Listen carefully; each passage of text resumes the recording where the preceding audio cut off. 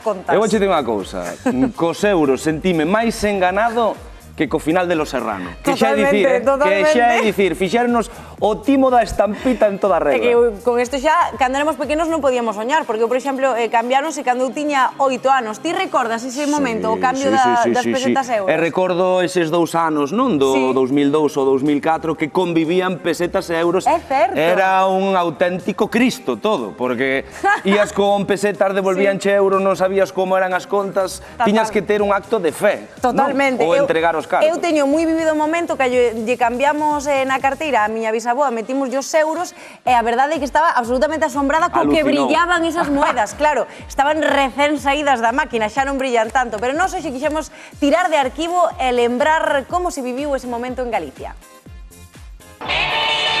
Entre esta imaxe e esta outra pasaron tan só 16 anos, pero tamén un mundo. En 1986, un equipo da TVG gravou a estes dous tratantes nun mercado de Gando facendo trocos cun feixe de billetes de pesetas. Lembran a moeda do país? Aquel ano España entraba na Unión Europea e comezouse a falar dunha moeda única para todos os países. E máis tarde, púxoselle nome, ECU, pero non prosperou o termo. Imos de novo ás outras imaxes. 2002, entrada en vigor do euro. O telexornal amosou as longas colas nos bancos para cambiar pesetas por euros. Que conste que había que non se fiaba e miraba a contraluz o papel. De repente, o que saía dos caixeiros tiña outra cor e había que desfacerse das pesetas como fora. Las últimas, son las últimas. A pesar dos continuos avisos, en 2019 un carniceiro nos contaba que había quen seguía querendo pagar en pesetas. Lembran a sensación de ter moedas novas? Brillantes.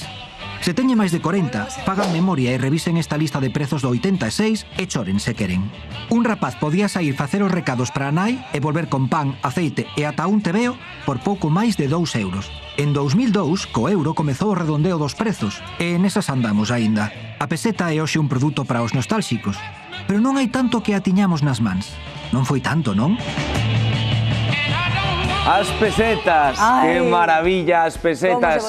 Meu querido José Luis, como molaban as pesetas. Por certo, rendían moitísimo máis. Home, rendían o triple ou máis. Por certo, canto custaba un menú do día cando había pesetas, lembras? Daquelas, máis ou menos, estaban as 100 pesetas, 110 pesetas. Increíble. O sea, eran 6 euros. Increíble. 6 euros. 100 pesetas a 6 euros? Eu vou vos dar un exemplo que cando se cambiou... 1000 pesetas, serían 1000 pesetas, José Luis. Sí, 1000 pesetas, 6 euros. 100 pesetas non, 1000 pesetas. 1000 pesetas, 6 euros. A ver, igual non tiramos prezos, Xa me puxen... No, 1000 pesetas. 1000 pesetas. Estaban 900, 1000 pesetas, non? O que serían 6 euros. 1100 como moito xa. Pero era as 1000 pesetas. Pero vou vos dicir unha cousa, o peor de todo foi o tema dos cafés, que daquelas eran 100 pesetas, que estaba eu co tema das 100 pesetas, e pasou a 1 euro. Claro. O sea, 166, como que che digo eu, o timo oíche, o 66%. Váyase se notou. O timo da estampita, o timo do euro. Eu, vamos, que iba a mercar ali a merenda, ramplaba co supermercado inteiro con 250 pesetas, pois xa non che quero nin contar. E hoxe xa saben que estamos